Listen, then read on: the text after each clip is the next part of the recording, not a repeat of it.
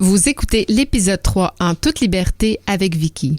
Aujourd'hui, on parle des 5 raisons qui font qu'on réagit à la transformation.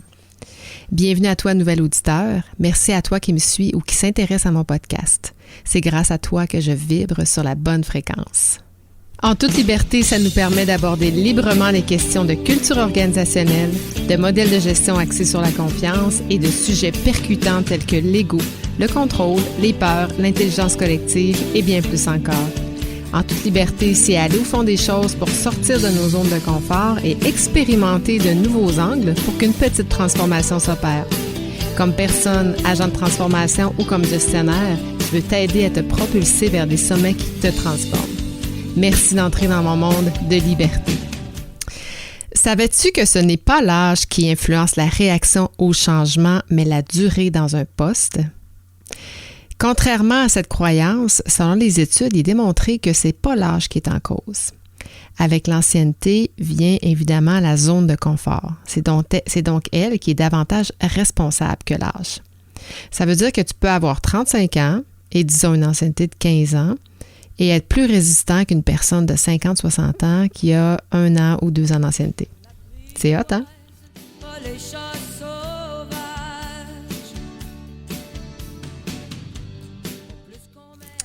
Savais-tu que le changement est naturel chez l'humain?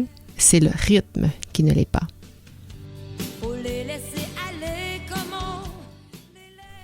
Selon les études de Carole Lalonde, professeure en management ici à l'Université Laval, il y a 2 paramètres à considérer dans un changement.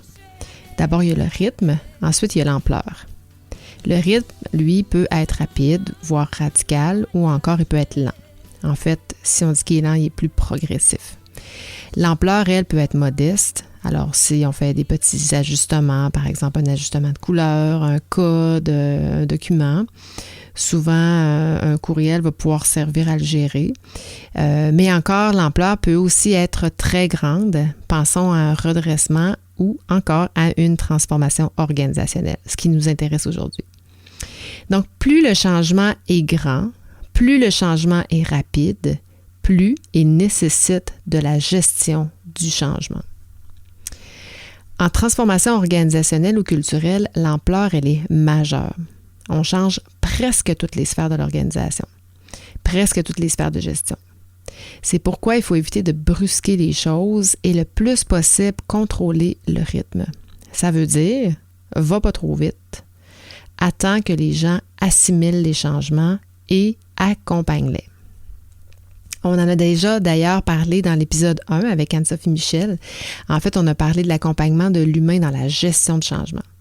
J'ai aimé ça quand Anne-Sophie a dit que tous les porteurs de changement devraient développer leurs compétences en gestion humaine du changement. J'ai aimé ça puis je suis entièrement d'accord avec elle parce qu'en gros, c'est ce qui fait que les changements sont pénibles dans nos entreprises. Puis c'est ce qui fait aussi que les entreprises ont encore besoin d'accompagnateurs, d'accompagnatrices comme nous. Donc, il y a tellement de choses qui changent dans nos entreprises. On a juste à penser au changement technologique. Hein? Qui n'a pas vécu une implantation d'un nouveau logiciel, un nouveau système? Pensons à Office 360, là, où les entreprises sont toutes en train d'intégrer ce système-là dans leurs entreprises. Ça fait réagir. On change aussi les stratégies avec des planifications stratégiques de plus en plus courtes. Hein. On parlait de 10 ans, maintenant après ça c'est 5 ans. On parle de maintenant 3 ans. Il y en a certaines qui sont des planifications stratégiques de 1 an, d'autres qui n'en ont pas. Alors imaginez, ça peut changer très rapidement. Les visées pour les visées de croissance, par exemple, les nouveaux marchés, des nouveaux clients, des nouveaux produits, des nouveaux services. Donc, une croissance soutenue amène énormément de changements, donc des réactions. Qu'est-ce qui change aussi dans nos entreprises? Les structures organisationnelles. Moi, je peux vous en parler pendant des heures et des heures. Mais évidemment, les structures organisationnelles ont une incidence immédiate sur les rôles et responsabilités, dont on parle énormément dans les entreprises, parce que c'est-tu jamais assez clair, les rôles et responsabilités. Une des choses, je pense, c'est probablement la pratique de gestion ou le document le plus difficile à concevoir et à communiquer et partager pour que les gens les comprennent. On parle aussi de changement de culture, de changement de dirigeant ou des changements de gestionnaire. Donc, ces 2 changements-là, culture et dirigeant, pour moi, sont les plus importants en matière de réaction émotive parce qu'ils amènent énormément de changements, de turbulences. En transformation organisationnelle ou culturelle, on joue sur toutes ces sphères-là. Moi, quand je débute une démarche en transformation, qu'elle soit organisationnelle ou culturelle, je te confirme que j'amène énormément de turbulences et beaucoup d'émotions. Imagine dans une intervention type, par exemple en transformation organisationnelle, un transfert d'entreprise. Donc là, dans ce type de mandat-là, je vais jouer vraiment sur tous les plans. À part peut-être les technologies parce que c'est pas mon expertise, mais honnêtement, bien souvent, là, ce que je vois dans les entreprises, c'est qu'en parallèle avec un transfert d'entreprise, on investit dans les nouveaux systèmes ERP. Donc, bien souvent, j'ai à venir intervenir dans ces changements-là aussi. Donc, c'est des années de grande turbulence pour les organisations quand ils sont en transformation majeure comme ça. Donc, imagine un transfert amène un changement de direction, un transfert d'entreprise, comme je disais dans mon exemple, ça amène un changement de direction, de rôle et responsabilités, de structure, puis éventuellement de culture, parce que les releveurs ont des valeurs d'une éducation différente et évidemment des stratégies, des visées, des ambitions qui vont être éventuellement différentes. Mais pourquoi les employés réagissent à la transformation? Bien, c'est parce que l'humain, naturellement, va se dire « What is it for me? » Comment moi, dans ce changement-là, je vais être affecté? C'est la première chose qu'un employé va se poser comme question. Et c'est normal, on le fait tous.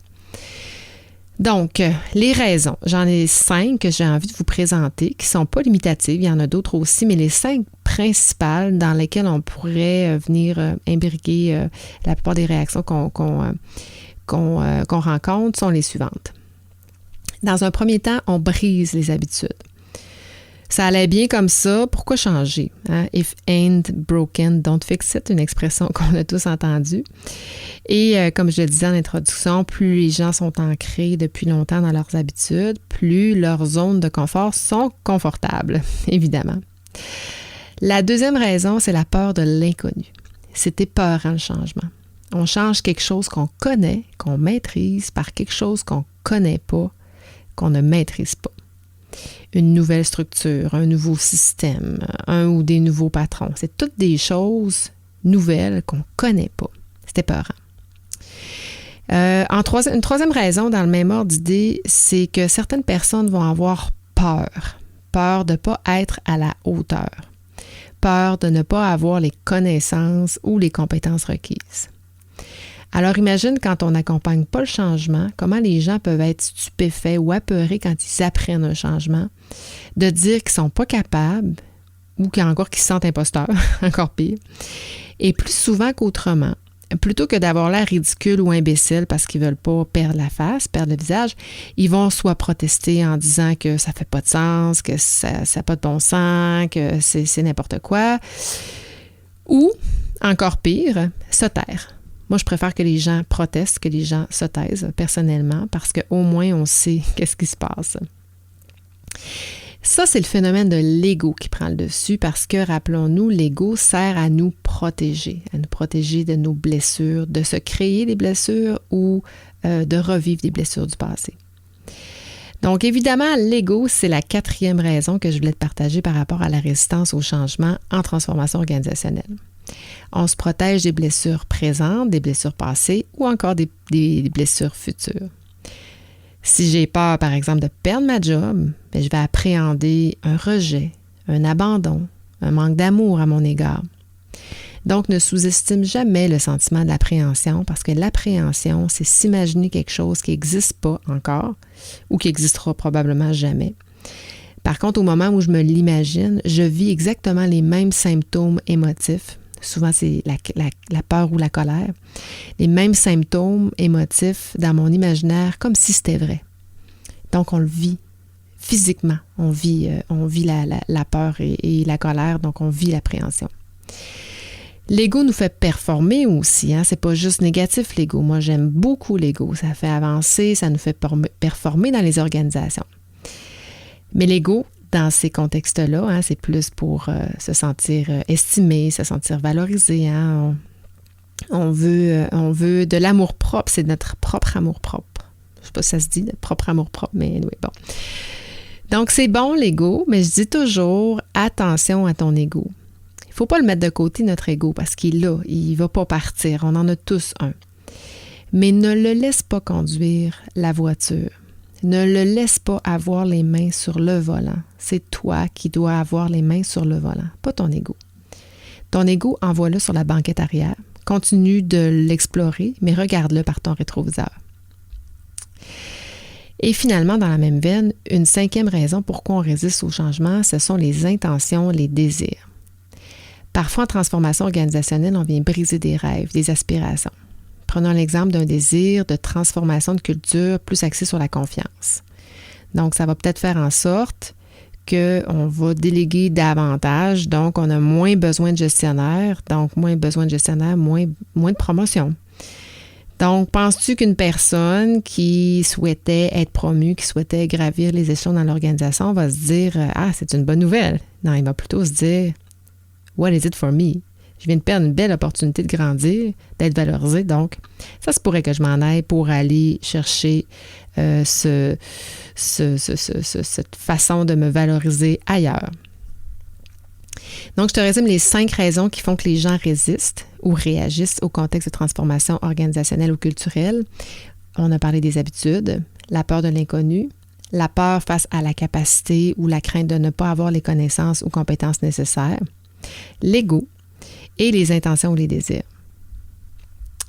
Alors voilà, mon conseil du jour, ne prends jamais pour acquis que le changement est mineur. Il y a toujours des réactions. Je t'en ai nommé 5 principales, mais comme je te disais, il y en a d'autres aussi que tu peux rencontrer. Rappelle-toi aussi que plus le changement est grand et rapide, plus il aura besoin d'être géré humainement, comme dirait Anne-Sophie. Donc, j'espère que ça t'a plu. Si la partie de l'ego t'a interpellé, ne manque pas mon prochain épisode avec Richard Giguère, un ancien brigadier général de l'armée à la retraite. Il va nous parler de comment ça s'est passé pour lui gravir les échelons dans cette grande institution qui compte 100 000 personnes partout au Canada. Donc, je t'invite aussi à écouter, si tu as été interpellé par les émotions, l'épisode 6 avec Sylvie Huard qui va démonstruoser les émotions. Vous allez voir, très intéressant aussi comme sujet avec Sylvie. Si tu as écouté jusqu'ici aussi, j'imagine que le sujet d'aujourd'hui t'a interpellé. Donc, je t'invite à m'écrire pour me dire pourquoi tu écoutes mon podcast. Écris-moi à vicky.jobin@capitalvue.ca pour me laisser savoir. Tu peux aussi m'écrire sur le groupe Facebook, le Culture Club, groupe de transformation culturelle. Si tu n'es pas encore membre, tu peux faire ta demande directement sur Facebook. Ou encore, tu peux me joindre sur le Culture Club en allant sur mon site www.lecultureclub.ca et va dans l'onglet « Join the Club ». Voilà, c'est tout pour moi aujourd'hui. À bientôt!